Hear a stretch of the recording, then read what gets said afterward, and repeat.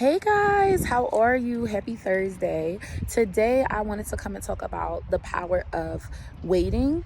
A lot of the times when you're faced with two important decisions, you may not know what to do, and I say do nothing. Give yourself a couple of days to just sit with it, like sit with your spirit. A lot of the time we believe that we need to make a decision today and all of that, and don't get me wrong, there is a place of decisiveness, but there are certain things in life that you want to just rest with, dance with, like really see, okay, I'm about to move. Where do I want to be? Where am I trying to go? What are my life goals? Is this all in alignment? And that does take time. So there is a place for making a definite decision. But after that decision is made, now you have to reverse engineer it. And that takes time. People in your life. Okay, I've been friends with this person. I'm in a relationship with this person.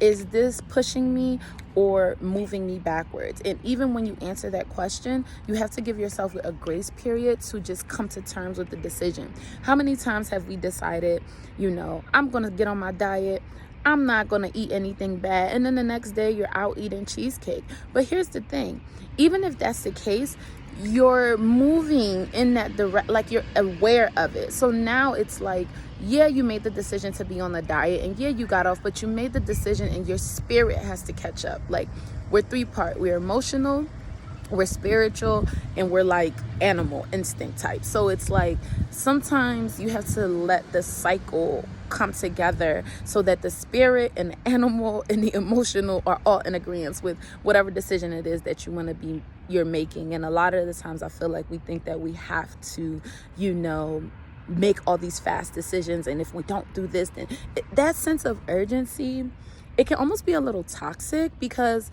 it's like, yes, be decisive, know what you want, but also understand you're a human being. Like, you're a feeling being. Like, if it doesn't feel good, if it's something that's coming up, like you're buying a car and you know what kind of car you want, and you're not really seeing the car that you want, but you see something that you kind of like, but you know, and then you go get this car and then you're thinking, man, I didn't even really want this car. I was just rushing and being anxious, and now you're stuck in a car note, or you're stuck with a purchase that you didn't really even want to make. And that's why I say there's a lot of power in waiting and simmering and letting the answer come to you. And I think that it usually does. I think, pray about it, like literally just pray about it, let it, meditate on it. You might realize you really didn't want the thing that you thought you did. And that happens a lot too. How many times have